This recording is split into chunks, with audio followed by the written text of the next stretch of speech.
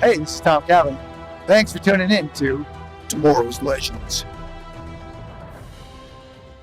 In 2016, a new TV show hit the digital airwaves and needed a podcast dedicated to chronicling its adventures. An elite team has been assembled for this task. Unfortunately, the world's listeners have not heard of this Wonder Twin duo. And although they may not be known now, in the future they will be referred to as Tomorrow's Legends. Hey Flash, what are you doing in a joint like this? I never expected to run into you here. Hey Harley. Well, Sarah gave me a mission to stand by and watch everyone that comes in and walks out. I think she's waiting for someone in particular, but she never said who. You mean you get to sit here drinking all night and people watch? Why didn't I get that gig?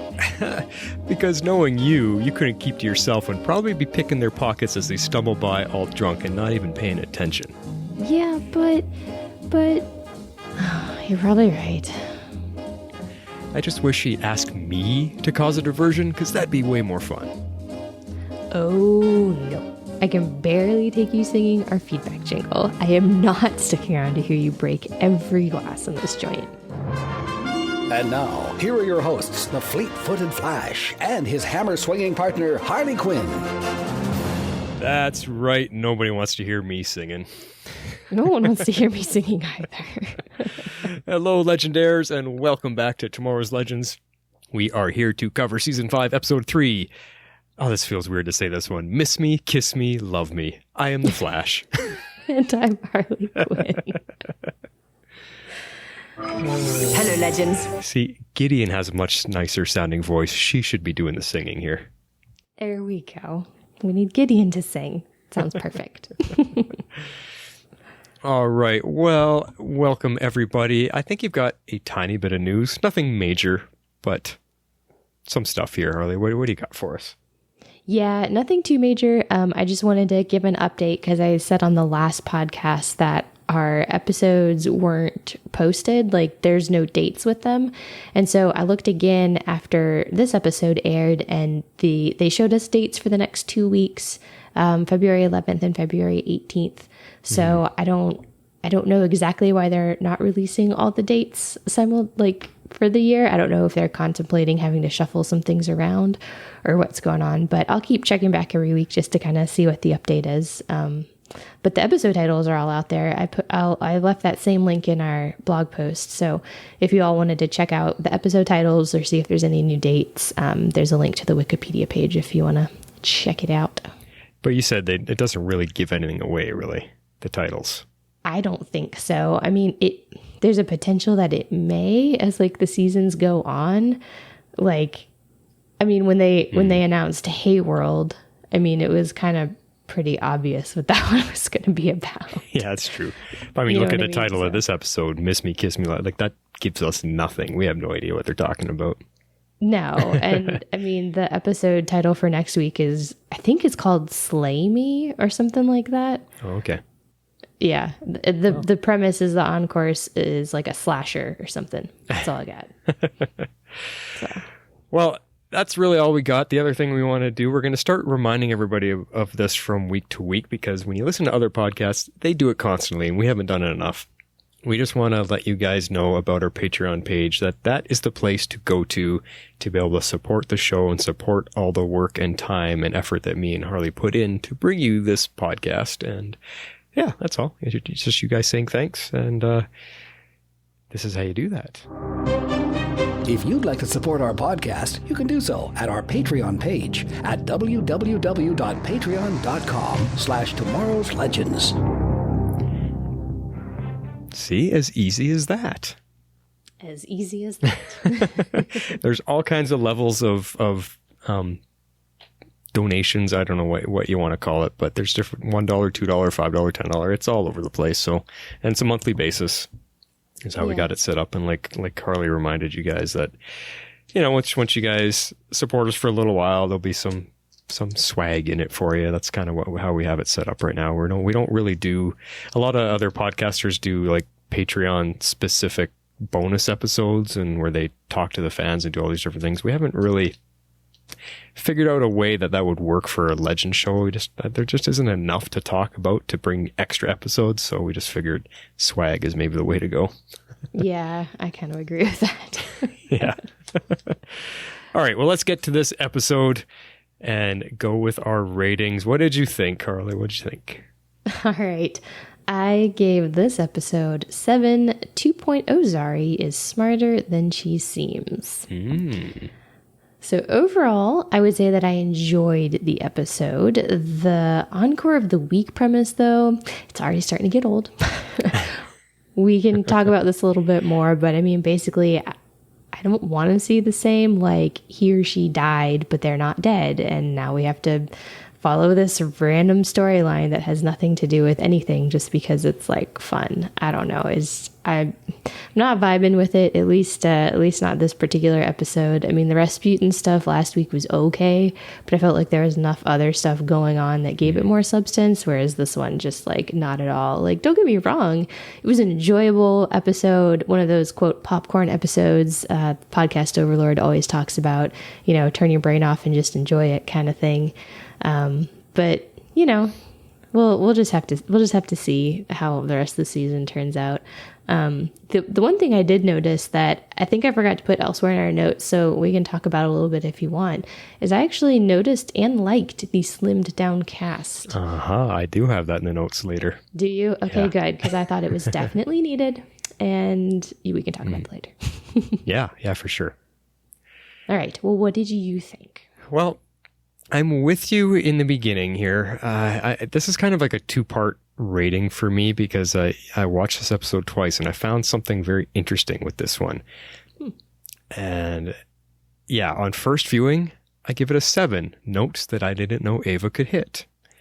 Nice. Because it was an enjoyable episode. It was very much on the light side of things. Nothing heavy, nothing deep at all. There were some fun character moments, like a completely opposite Zari that we've never seen before. And the setting was fun only because Sarah seems to really fit into these older era decades really well. And good on Katie Lotz to nail the attitude and the accent. And we'll talk about her a little bit more later.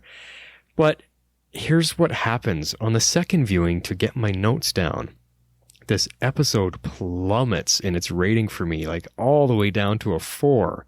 And it's not because it's a bad episode, like I've rated lowly on, the old Western ones or anything. Not because there was so many mistakes or something awful about it. It's just this episode was so empty. There's nothing here, like nothing at all. There's no substance. And it really just falls flat the second time around. I mean, Patty Spivot sitting beside me, she couldn't even stay awake for it on her first viewing. It's a one and done episode that just isn't funny enough the second time around, and it really drags on. You watch it once and that's all you need. So I'm gonna go back to my first viewing, and that's what I'm gonna draw on, the things that I enjoyed and stuff from the first time through. Although light with the fluff, there was some fun to be had, and I think the parts with Zari is what is really going to have us asking some questions tonight. That's really the only part of this episode that can get us discussing a few things, because the rest of it really, there's nothing to it. I don't like popcorn episode that's even giving it credit, because I don't know, man. Fun the first time around, but when you really sit back and look at it, you're just like, there's nothing to this episode. And I agree with you on this. He or she died but isn't dead. We're only 2 episodes in, and you're already tired of that? That's not a good sign. No, I know. It's not a good sign. That's why I hope they start to spin it, and that they just kind of have that as I don't know, to make sure it's in our heads that this is how the encores are working. I mean, because they've kind of evolved it a little bit, whereas like they've realized, last episode realized can't kill them. This episode, they're realizing that they can't send them back to hell because Astra, she'll just send them right back. So I'm hoping there's just like more evolution. I would like a little bit more than that. Yeah. Because I mean, while some of these could be like really fun, it's not much to talk about. So I don't know. Our podcast might be getting real short here. This might be our shortest episode yet. And again, it's not because we didn't like the episode. There's just nothing in here. And it even comes down to the villain of the week. I mean, Bugsy, he's a gangster with a gun. big deal. There's no story to that there, and we'll talk a little bit more about them, but really that's there's nothing there. So anyway, but we do have some talking points. So let's get into them. We do. I wanted to start with the, I don't know if it's a new intro, but I liked this intro. It was neat. I really dug the graphics. I'm kind of hoping it'll stick around, but I don't know. Do you think that'll stay? Was that like a new intro, or was that more like for the episode? I'm not sure. Like, I was wondering if that was just for this episode, because it kind of had that Pulp Fiction gangster type feel to it.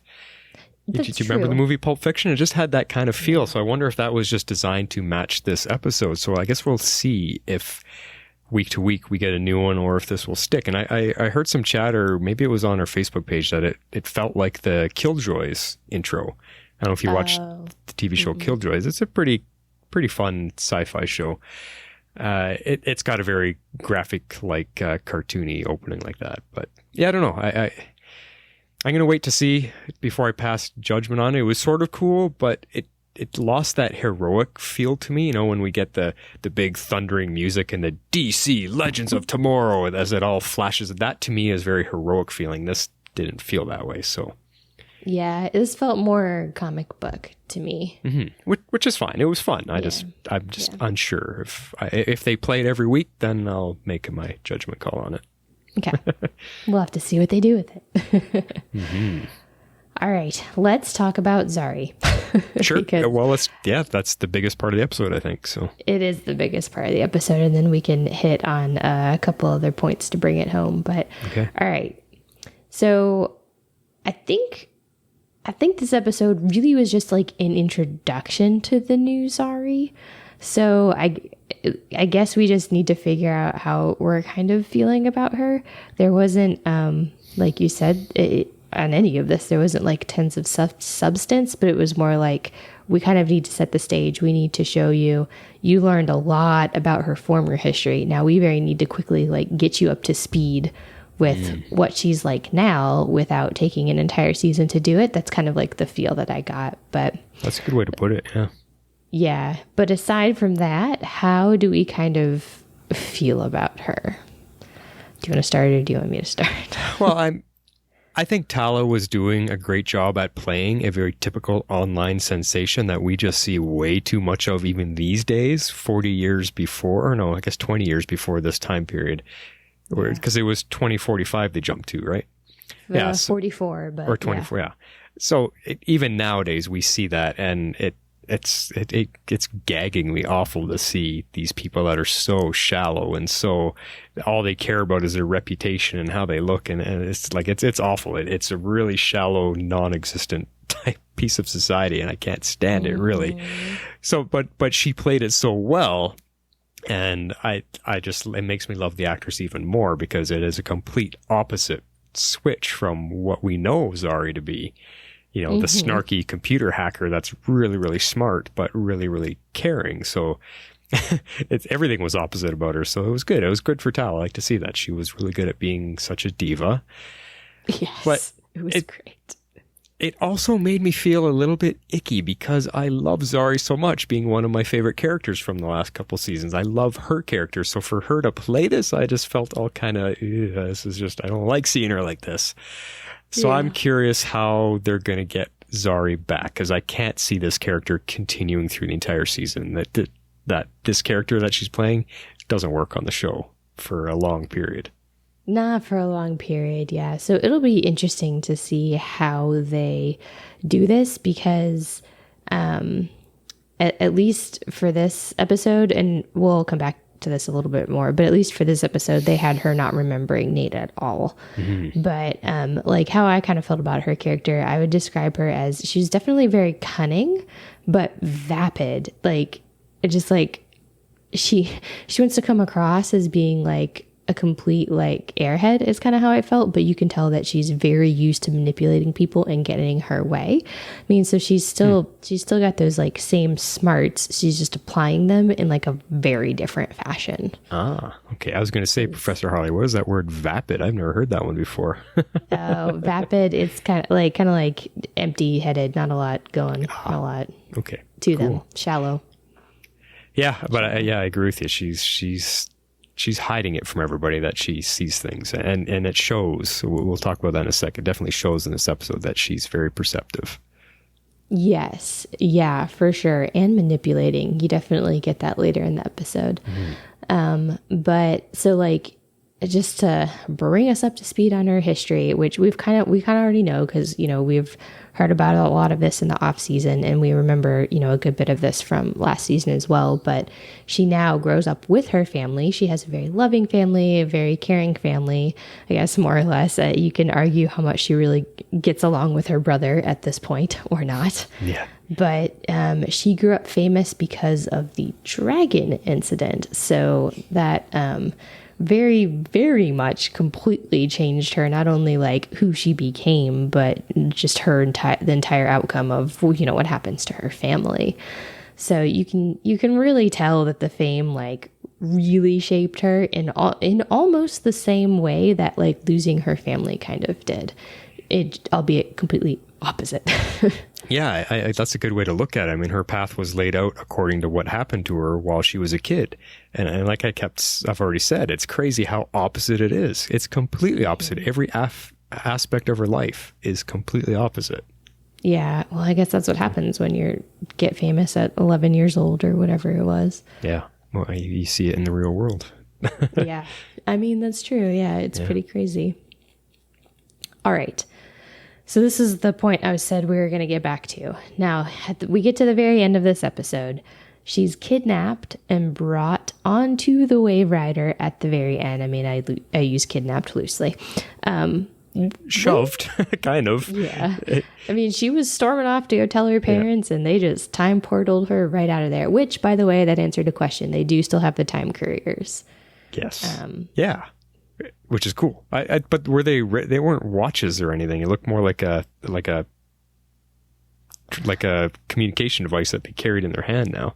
Yeah, I honestly could not tell how they were making it happen. Yeah. I guess that's different. But they do still have that ability. Yeah, that was a question mark for me. So check that off the list. Yeah. Anyways, okay. So one, where do we think this is even going? Because she clearly doesn't remember Nate, which means she doesn't remember the team, which means she doesn't remember the Wave Rider, have any idea about time travel, blah, blah, blah, blah, blah. So where are they going with this? Well, I guess first thing for me to bring up is to talk about her playing Nate while they were on that couch. Oh, so hard. Because there was an almost moment just when she started. I thought, oh, she does remember, but no, she's not. She's totally playing him, and she had him believing that she felt the familiarity with him. But that's what I mean by cunning. Yeah, and she totally played into it. She could see that he had the puppy dog lost look on his face, and she totally played into it. So great on her. But it was those scenes at the dinner table that showed us that she clued into them. She was looking at Nate, and she was looking at her brother, and Behrad. she just knew. She's like, they're up to something, and I know it. And she was trying to get them to spill where they're hiding the air totem. And this is the point that I wanted to bring up, because it turns out that that's what she's after. It seems like she wants to find out where the air totem was, and I want to know why on that point first. Why does she want the air totem? What is she going to do with it? Is this with the new type of person that she is right now, what would she do with the air totem? I don't know. I think that's an excellent question, and I'd like to explore, or let them explore, like where it goes. Because at first I was like, oh, she just doesn't trust what he's saying. Like, she totally can see through her brother. She knows he's got the air totem, blah, blah, blah. But I'm not entirely sure why she wants it, because if she was just so certain that he had it and didn't really care about anything other than getting him in trouble, why wouldn't she just go to her parents and be like, it's so obvious he took it, why can't you see this? You know what I mean? Yeah. So I don't know. Like, it's a good question. If she gets her hands on it, I guess we'll see what happens with it. I don't know what other than, it would make her like even more famous if maybe, I don't know, if she's all about fame. That's what I'm wondering, if it has to do with her, just her reputation and, being a superhero would add to that, or if she got some other ulterior plan happening that she's going to do something with it. I don't know. I'm guessing that that's a storyline with her that we're going to see over the next couple episodes. So we'll see. Yeah. We will see. Now, as for her not remembering Nate, I mean, she seems to have no memory of him at all. But did you catch at the end there that no one else, when they brought her on the wave ride, no one else seemed to remember her at all either? And I mean, they shouldn't. They shouldn't with what happened, because everything switched and she became Behrad at the end of our finale last season. Yep. But no one had that deja vu-like reaction that Nate did upon seeing her, because when Nate saw her, he felt something clicked, a deja vu feeling. Mm-hmm. None of the rest of the team did. And maybe the moment wasn't long enough for them to get that. I don't know. So I'm just kind of curious if any of them will start to get that deja vu feeling and start being curious. Wait a second. There's something about her. Yeah, I'm curious about that too. And I'm also curious if she's going to get it as well. Because so far they've only established that Nate is the one who remembers. So I don't know. We'll just have to see what they do with that. I mean, I'm definitely curious about it as well and how they're gonna handle it. That could be interesting to explore, because it's an erased timeline. And they like really erased that one because of what they did at Hayworld. So that's it's not like it's an alternate reality or like a flashpoint. It's like to me, it's like an erasure, like it never even existed. So I don't even understand how Nate is even cluing into that at all. But it'll be interesting to see if they explain it. I'm sure they will. I mean, that's the way they introduced her, and that's where they left us hanging with her screaming. Yeah, well, true. I don't know about for you, but for me, because of the way I watch TV, that the episode cut off while she was in the middle of her scream. So I don't get to end credits for some reason, and the episode ends and it pauses on the last scene, and it's just her with her mouth wide open screaming. And that is an unfortunate way to end the episode. That is an unfortunate way, although it doesn't go much further than that. So you didn't miss much. So yeah, we'll see. I will see what they do with it. That is one story point that's at least carrying forward from episode to episode, despite the bad guy of the week. That's the story that's continuing forward right now, is what is happening with Zari. That's true. That's true. All right. Well, do you have any more with Zari or Nate and Behrad, or do you want to move on? No, I think that's all I got, which is, that was the deepest part of our discussion tonight, was the Zari stuff. So it kind of was. Yeah. That's okay. Let's move on. We got some Mick and Ava stuff, because at least that was fun. This was fun. Okay, so moving on to Mick and Ava. Oh, I really did kind of feel for Ava. I feel like she's totally having a crisis. I don't want to say a midlife crisis, because I don't think that character is old enough to be having a midlife crisis, but she's definitely having a crisis for sure. I mean, not only has she's lost her job, we learned she's lost her home. She doesn't have a home anymore. She doesn't, no one needs her to solve anything because the Time Bureau is gone. She doesn't run anything. Yeah. She's just sort of out there. I mean, for once in her life, she is like the embodiment of what a legend truly is. Just totally adrift and outcast and a complete and total misfit. So I kind of loved that about it. Yeah, I mean, I put it like she's a legendary nobody. Yeah, exactly. No, exactly. No one knows who she is. And she's not used to having no structure, no discipline, no commands. That's the way she knows. She was raised and born into that world, being the clone. That's all she knows. So she's completely fish out of water, out of her element here. But I like having her there. I like having her be an official Legends member, finally.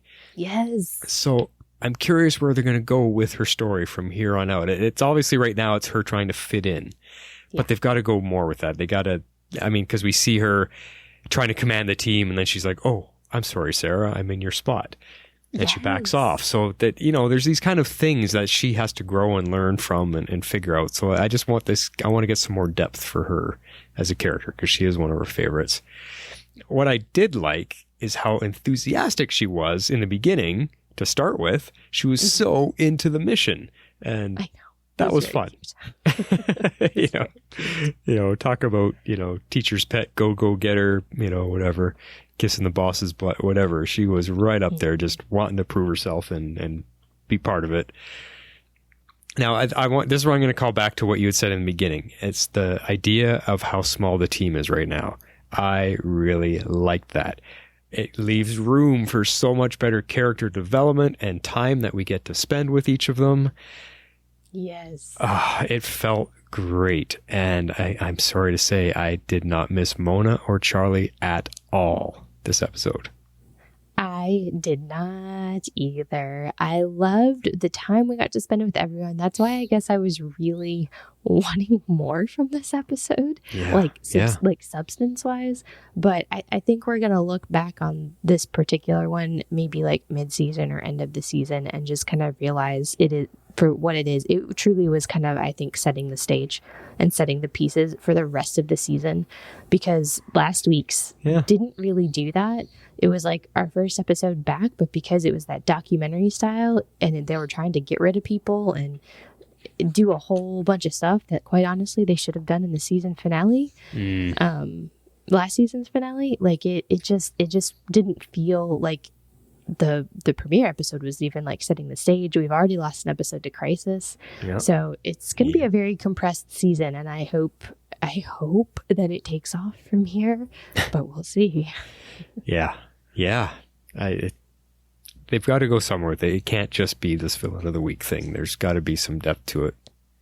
Or even at least move that to the quote C plot, have it be not a whole lot of, have the substance be something more, anything more. Now, you said they're completed filming all their episodes now, right? Like they're done? Correct. And they just got picked up for season 6. So I wonder how did they know that as they were filming the end so that they could maybe leave us with a good cliffhanger or a good connection into the next season? They definitely did, because they announced season 6 quite a while ago. And they just, like literally last week, just finished filming the finale, which means it's probably not quite yet in post-production, or maybe it's in post-production right now. I'm not really sure how that timeline really works. Well, I mean, if the last 2 episodes, they could always do reshoots or touch-ups or whatever. Exactly. Now that they know, Exactly, yeah. And since they didn't, and I wonder if they were, well, I forget how long they announced. I feel like they announced season 6 like months ago. Didn't they announce it before Crisis? Yeah, you're right. Before Crisis, Yeah, so I mean, they knew arguably halfway through their season of filming, because they had filmed half of their season before they filmed Crisis. Yeah, that's right. I mean, I don't know. Well, let's fingers crossed. That's all we can say. Let's hope they give us something good, something with some depth, something to sink our teeth into. That's all I want. I mean, yes, it's a fun, lighthearted show, but I don't want that for an entire season. That I'll lose interest in just lighthearted goof. I've got sitcoms I watch for that. I want some depth. Yeah. We'll have to see where they go. All right. Let's move on to easily my favorite moment of this entire episode to steal from your Aero Squad podcast was Ava's solo. That was easily the most entertaining thing about the entire episode.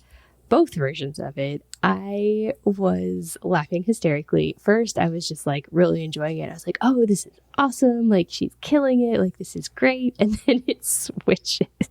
And I was like, I'm going to fall off the couch. This is hilarious. I love this.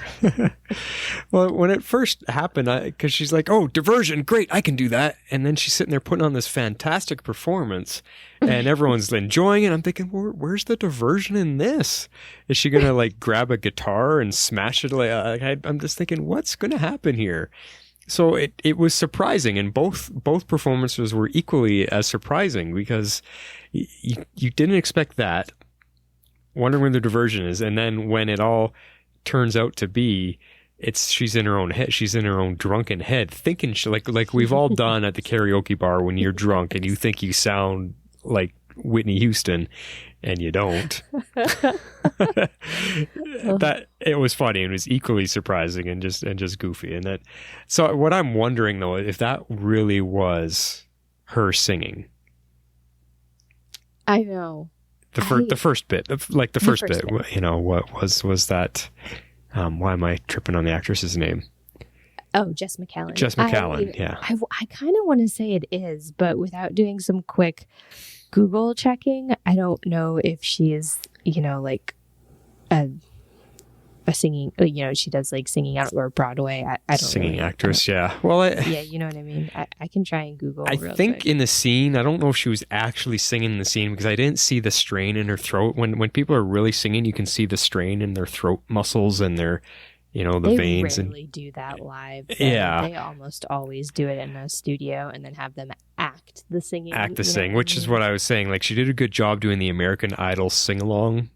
She played it really well.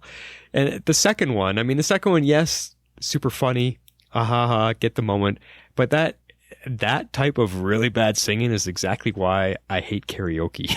I can't stand listening to people think they can sing when they sound like that. It's just, if I walk into a bar thinking, yeah, let's just go out for chicken wings and a drink, and it's karaoke night, I turn around and leave.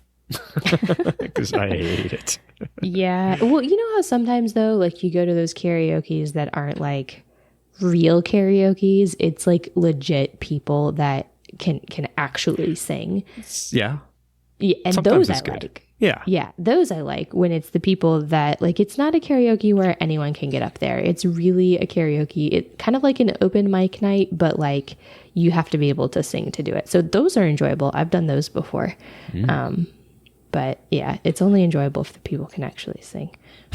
Gotcha. I can't find anything quickly. I don't really know. So if anybody knows if she was actually singing, feel free to tweet us, Facebook us, whatever, email us. You can let us know. Yeah.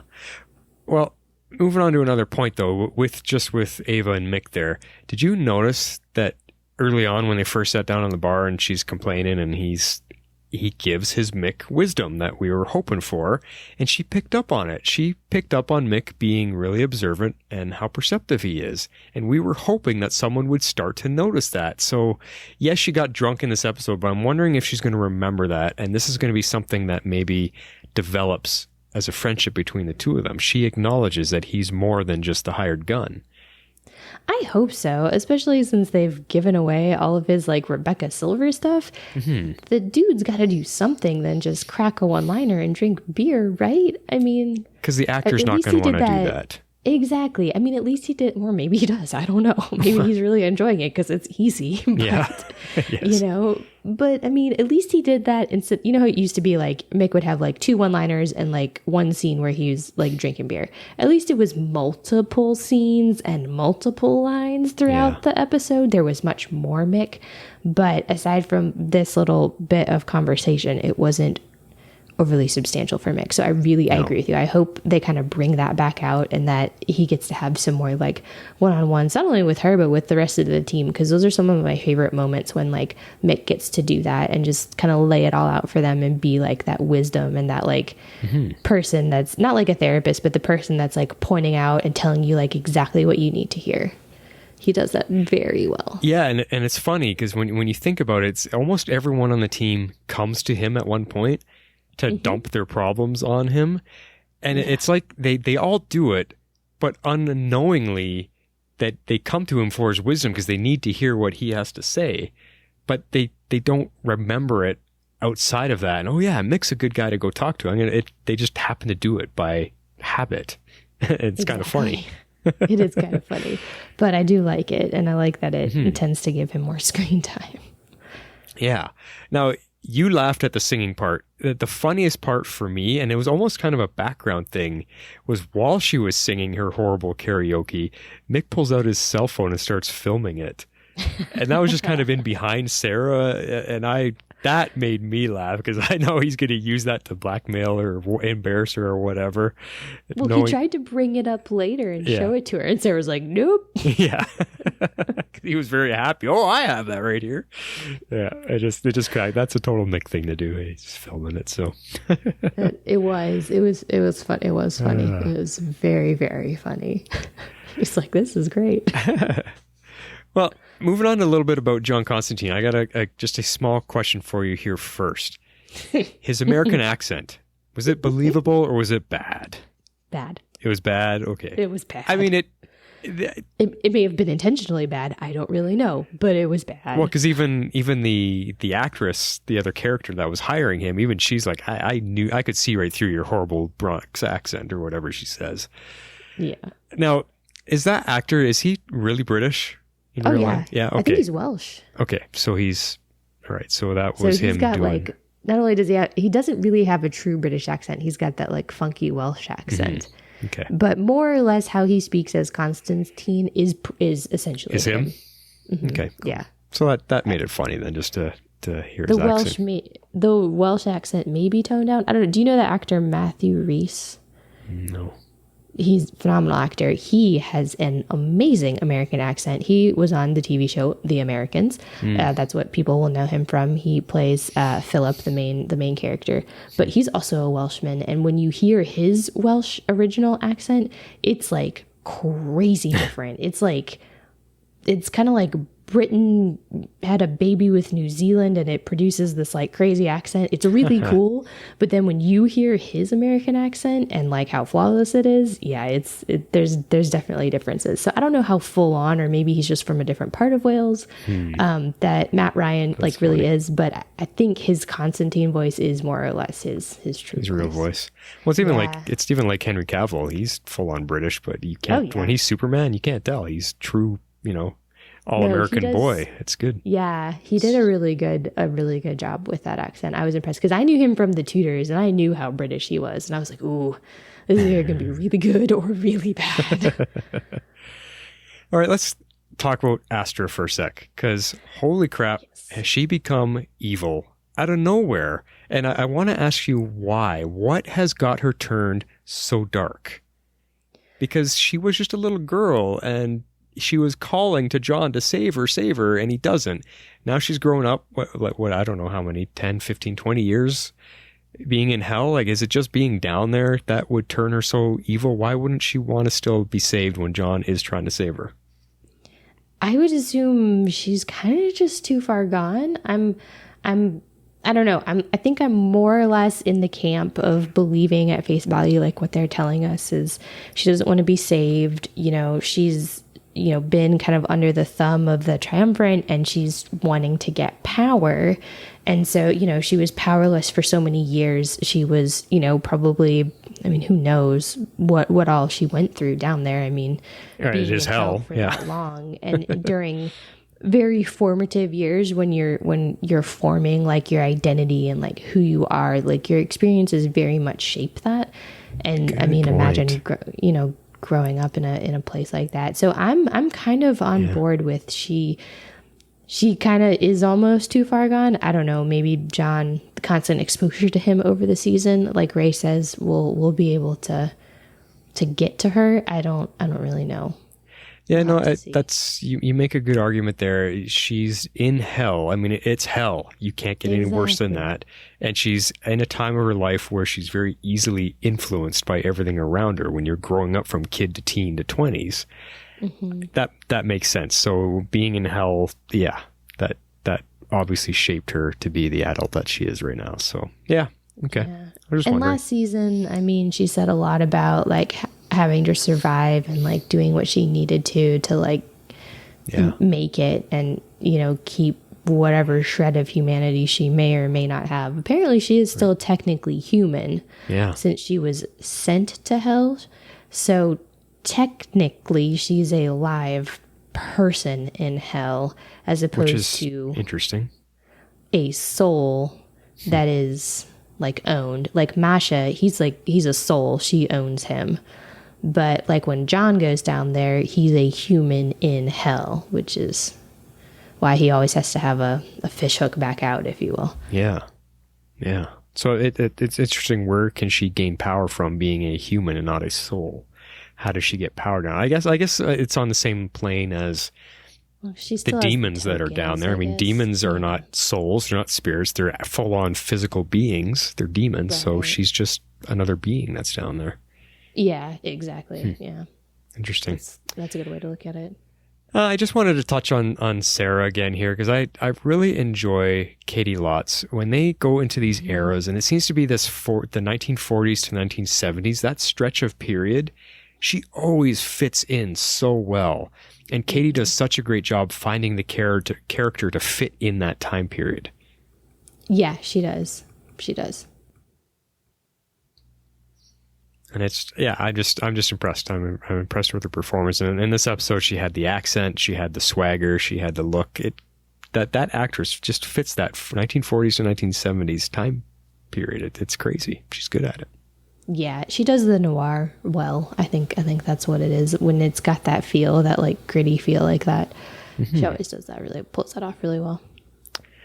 All right, I see that it is Professor Harley time here. I need a little jingle of some kind for that, Professor Harley time. We need some type of note.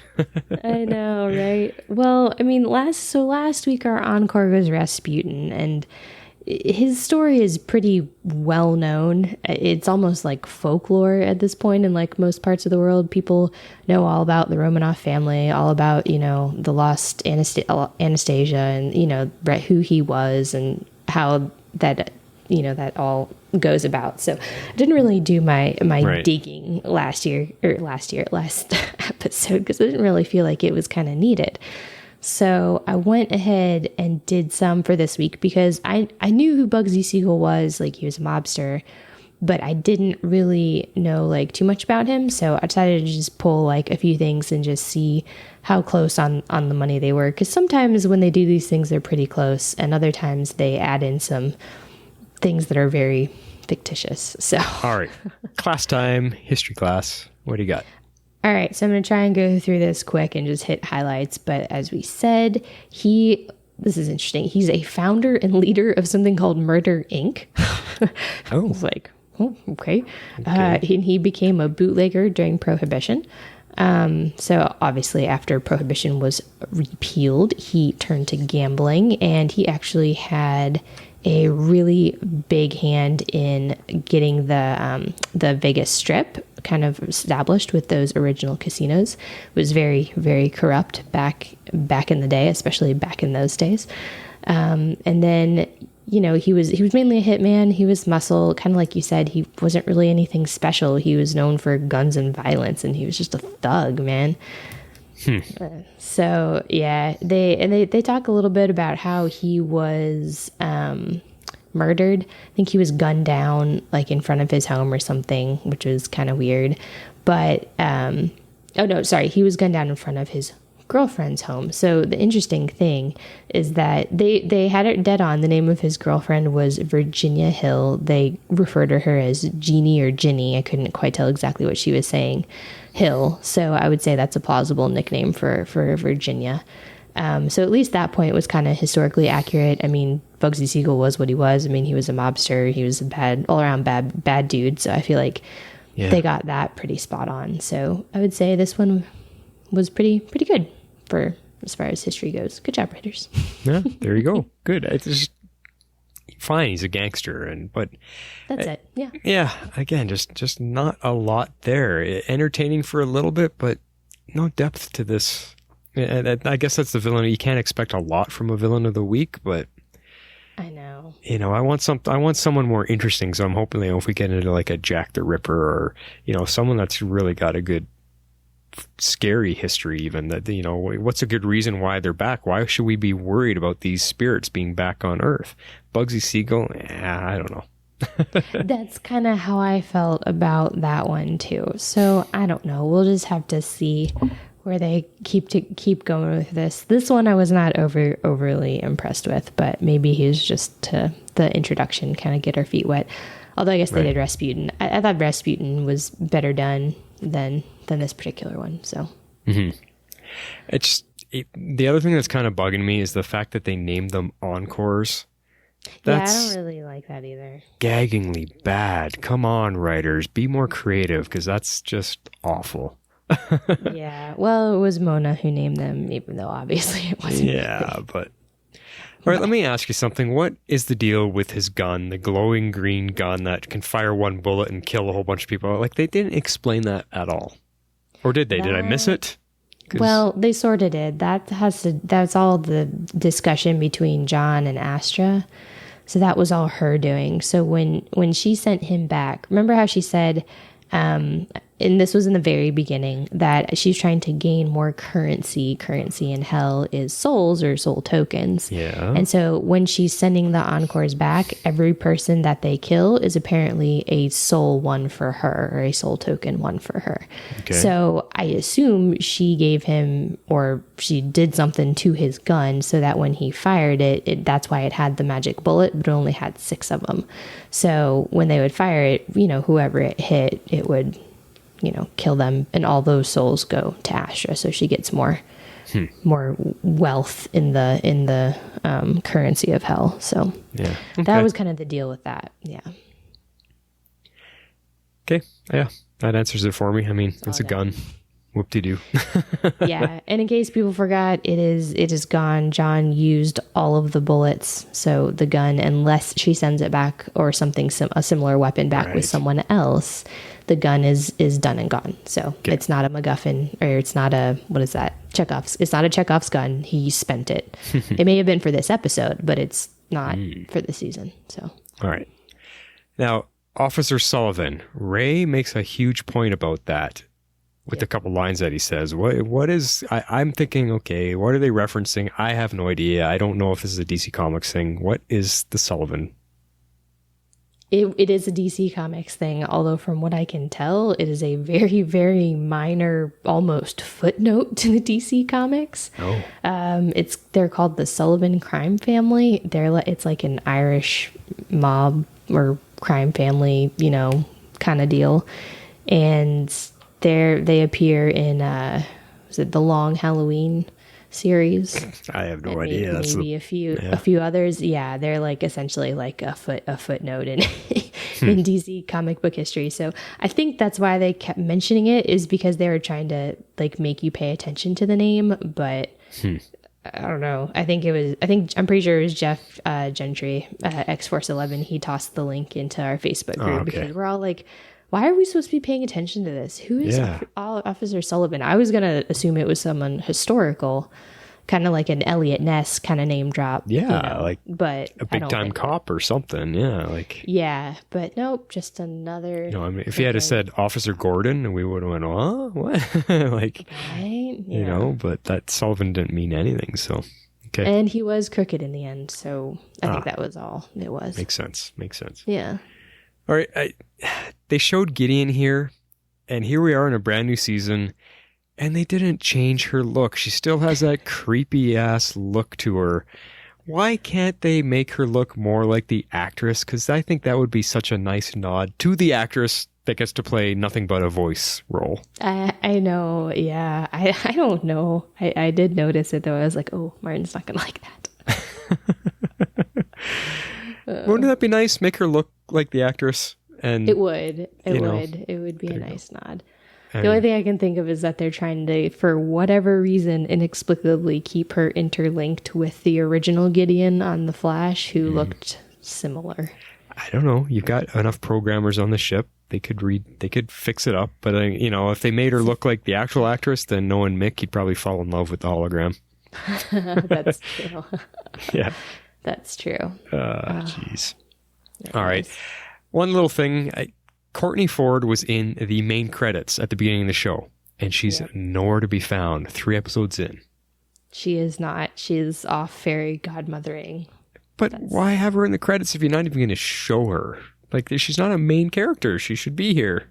I think if you're listed as a series or season regular, which I do believe both her and Brandon Routh are, even though this is their last season, you get credits on every episode, regardless of whether or not you actually appear. It just makes me want to see her. I see her name flash on the screen. I want to see her too. I know. All right. Well, that's pretty much it. We got nothing else unless you're thinking of anything. No, I mean, there's no point to go through, blow by blow of what happened. Everybody watched it, enjoyed it, liked it. So, all right, then we are moving on to our quotes of the week. Shape out an eagle. Let's start off with our winning funny quote from last week. All right. The winner was time fetishes. See? I knew the timeline was still in jeopardy. What do we got? Time pirates, time terrorism, time sex tourism. Wow, Ava. You could be a supervillain if you applied yourself. You know what? It's like Ava is coming in as the new comedy relief. Kind of, in some ways. And I think Behrad is too. I still think he's funny. I do like his dry deadpan delivery. Yeah. But he's the new Zari, obviously. Yeah. But this is 2 episodes in now, and you've got nothing but Ava clips for the funny ones. So I know. I love her so much. All right, what are you kicking it off with this week? Agent Enthusiastic. I love that name. Beer. Rory and I are just sidling up to the bar now. We're going to keep an eye on things. I'm seeing 2 zones of egress. Back door's a gray zone. Front door's got about 4 guys sitting around it, which quite frankly feels like overkill. What do you think, Nick? I think you need to relax. Yes, she's a little overindulgent there. A little, I don't want to say high strung, but kind of. Yeah. She's just excited to be in the field again, that's all. I know. I can understand that. All right, what's the next one? The next one is a little too much diversion. What's going on in there? Oh, it's awful. The worst thing I've seen in my life. And I was there when the Hindenburg went down. Bum, bum, ba-dum, bum, ba-dum, ba-dum, bum. She's driving me out of my mind. That's my girl. Hard for me to find. I can't get it out of my head. I guess that's all I got of the clip. I don't know exactly where it ends. It may end there. Oh, you know what it is? That clip, because Sarah starts talking more. That's why I ended it there. That makes sense. Yeah. Okay, there you go. Some very bad karaoke. Awful, but it was hilarious. And if she really can sing like she was in the first part of that, then all the more credit to doing that. Yeah, it's a great switch back from good singing to bad singing. Yeah, really good job. So funny stuff. That's what I mean. I think she's the comedy element right now for the show. Right now, at least, yeah, the first 2 episodes, man. She's gold for me. I love it. All right, let's move away from the funny and take it on over to the serious scenes. What won last week? When the leader breaks. Look, Sarah, we're really sorry. We thought we could make things easier for you by taking this off of your plate. And risking your own necks. Look, I already have 1 dead friend on my plate. I'm good there. And you know, none of you self-absorbed megastars even bothered to ask me how I was doing. Look, Sarah, I told them not to mention Oliver. Okay, I thought you wouldn't want to be reminded. Reminded? What? Did you think that I could just forget that my friend died? No, Look, I know things have been crazy around here. Crazy around here? Like, you still have no idea what I saw out there. What did happen? Countless Earths died. I became a paragon and traveled back to the Big Bang. We restarted the universe, and now no one even remembers what we've changed. That's a lot to process. Yeah, I know. So you could see why I want to talk to my friends about it. And instead, I get cameras in my face. Whoa, okay. That 1-minute clip is leaps and bounds more than anything we got in this episode. Yeah, that was a really good one. Wow. Now you can see the difference why this episode just feels empty, because that had more depth, more emotion, more drama than this episode could even come up with. But whew, good one. I'm glad that one won. Me too. That was a really good one.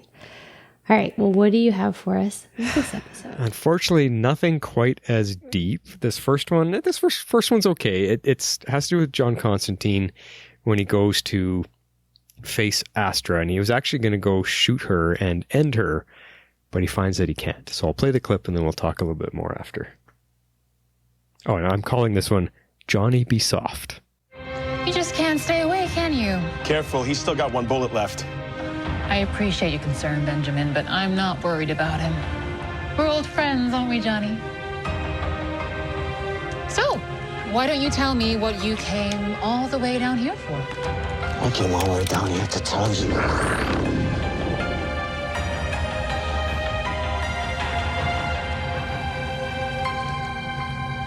That I'm not giving up on you. And even if it takes me to the end of my days, I promise you that I will find a way. Another meaningless promise made by the great John Constantine. You've gone soft. Not that soft. This one's for Jeannie. Blam! Then he shoots the guy. Yeah. So that one I picked because it shows John not willing to give up on her, which is a good character moment for him, and that's why I like that.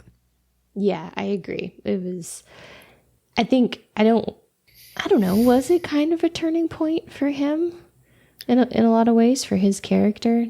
It seems out of character for him in a good way to not give up on her, to not just end it right there. Normally he's a bit more dour and down, so it was good. I think it was a good character moment. I liked it. That's what I mean.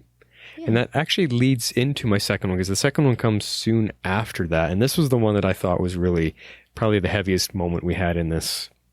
Not heavy, but just really good story, good writing, good character interaction. And that was when Ray follows John in the hallway and tries to help him feel better about trying to save Astra. And, you know, John has a few words to say back, but it's a good scene between these two. And it just shows our Ray being kind of that Boy Scout that we were talking about, where he sees the light, he sees the positive side of things, and he's trying to pass that on to John here. So I just like this moment. It's called Master of the Dark Goodness. Hey, whatever really happened back there with Astra, I'm sure it wasn't easy. What are you talking about, big man? Just so you know, if I had taken care of Nora back when we all thought she was evil, we wouldn't be happy and together right now. I had the chance to pull the trigger to end all this, but I couldn't do it. Now, what's all your grinning about? Just happy there are still good guys out there, even if one of them is a master of the dark arts. You know, you're wrong about me, Ray. But I will save Astra, and you should know it's just as much for me as it is for her. Right? There. Yeah. I think being with the Legends team is kind of influencing him a little bit, even though he's trying to be defensive with Ray there. Oh, you don't know me like you think you do. I think he's being a little defensive, but he's coming around slightly. Yeah, but I think it's in a good way. I know in the past we've kind of complained about them having to water Constantine down, but I feel like they've done really well with him this season in keeping that OG Constantine feel, but allowing the Legends feel and the Legends like storylines to kind of have his character grow and evolve a little bit away from the kind of super serious, woe is me, I have to be a loner kind of character. Yeah, it's good. It's progress for him as a character so that he does fit on the show a little bit better. I don't know what else more I can say about it. I agree with you. They've made the story bits that he's getting are a little bit darker and a little bit more like his own show. As dark as they can get on Legends. I mean, it's shocked us a couple times how violent and bloody they've gotten. So it's good. They're doing better with him this time around, and I don't mind him like he bugged me a little bit last season. So no, I'm liking what they're doing with him so far. I've enjoyed it. Well, that leads us into feedback. 43 powers, activate! And that's all the karaoke you're going to get. I don't think we cracked any glasses. Not yet. All right, let's kick it off with an email from Carrie Johnson. You want to start? Sure, I can start. All right. I really loved so many things in this episode. I'll start by saying that I never watched Constantine, so I don't know much about the tone of that show or how the character was portrayed. dark. Very, very dark. Yeah. I just know that last year, the magic and whimsy of the show didn't seem to be a good fit with his more gruff character. However, I am really impressed with what they're doing with him this year. Yeah. I mean, Constantine it's a show about demons, hell versus heaven and all that. It's dark and it's spooky and gross. Yeah. And good. Anyway, he continues, dealing with hell, Astra, and terrible souls is much more in his wheelhouse. True that. All right, Legends, much better than any other Arrowverse show, makes better course corrections, and this has been a good one. Oh, Legends being better than all of them, eh? Arrow I still think takes the cake for me. But yeah. Yeah. I got the best two shows to podcast about out of the Arrowverse. I'll say that much. I'll go with that. Right. Also, this season, I was really interested to see how they would incorporate Ava into the Wave Rider. She was the leader of the Time Bureau, and I expected she might have a tough time finding her role within the team. That'll be good to explore. Yeah, we talked about that. Mm-hmm. But more than anything, I love the stories that Legends has allowed Jess McCallan to tell. She started out as a one-note, straight-laced bureaucrat and has been allowed to grow, showing badassery, vulnerability, heart, and comedy. Most characters, and particularly women, don't often get a chance to be fleshed out on screen, and Legends, to the benefit of this show, has allowed Ava to become a three-dimensional character. Well said. Here. Beyond that, if you weren't smiling laughing the entire time that she's on stage singing Poison, I do believe you may not have a pulse. Truth. All right, another thing I liked about this episode, and this is no small thing, but I enjoyed the actor and actress who played Bugsy and Jeannie. Oh, interesting. Okay. Yeah, I mean, they were good. Yeah. Yeah, no, I thought they were good. These are characters and actors who sort of just pop in for the episode, but they were integral to the A story. If they fell flat, so would the story, but they were compelling and I enjoyed them on screen. I would argue that storyline was not compelling whatsoever. The performances were good. The two actors were really, really good in their roles. Yes, it's just the story they got and the depth of that's where we're not feeling it, but yeah, I mean, it was a good story as it evolved, but it wasn't. We didn't even talk. We didn't even talk about it. I mean, we didn't talk about it. So, anyways, I found myself enjoying the A story going back to 1944 more than I did the B story, Behrad and Nate's trip to 2044. But I loved seeing Tala Ash again. Us too. Yeah. While I came around to enjoy the relationship between Nate and Zari, I feared that the show was introducing Zari 2.0 only as a means to pair her back with Nate. I don't have that fear anymore. Oh, okay. Do tell. Yeah, we'll see. While Zari, as a Kardashian clone, is how they introduced her, you could see in the more subtle moments she had with Behrad and with Nate that she is savvy and crafty and not an idiot. I love that. A Kardashian clone. That's perfect what I was meaning all the way at the top of this podcast when I said she's an online sensation. Yes, Kardashian clone, a reality star. Even better. Yes, truth. All right. It'll be interesting to see how she deals with her brother after having her assumptions confirmed that he stole the family totem. And she also gets to play the role of the fish out of water because, let's be real, plenty of crazy things happen on this show and the characters and the audience have gotten used to it. It's important to have a character, Zari in this case, who is still freaked out by time travel and the zany things that happen on the show. Yeah. In conclusion, I'm really impressed by the first two real episodes of the season and I can't wait for more. Well, here. Sounds like someone is right on board with what they're doing. That's good. That is good. I'm glad to hear that, Carrie, that you're enjoying it so much. Hopefully we're not deterring your love of this episode too much. We liked it. Yeah. We're just, on the weight of it. That's all. Yeah, I was going to say, we didn't really talk about the A-plot as a plot whatsoever, but... Let's talk about it right now. What did you think about Bugsy's story and the fact that he's got the city under control and everyone's in fear of the cops and everything, and she's trying to get away from him, and she ultimately wants to stab in the back by the end of it. It's a page out of the history books. Yeah. I don't know, it was exactly what I was expecting. It was enjoyable to watch, but there's nothing to really unpack from it. I liked the actress and the actor. I thought they did a good job too. Yeah, I think that time period is interesting because of how much criminals got away with and how corrupt the police were and so easily bought. And, it was just a free-for-all back then. If you were in the right place, you could just drink and party and have a good time and cause mayhem, and you didn't have to worry about getting caught because it was an interesting time period. And, lives were different back then. Lives are different back then. Yeah. All right. Well, thanks, Carrie. Next up is an email from Daryl Washington, and he says, a very fun episode. I absolutely love the costumes and hair, and I think my favorite looks were Ava's dress and Sarah's sleeveless shirt.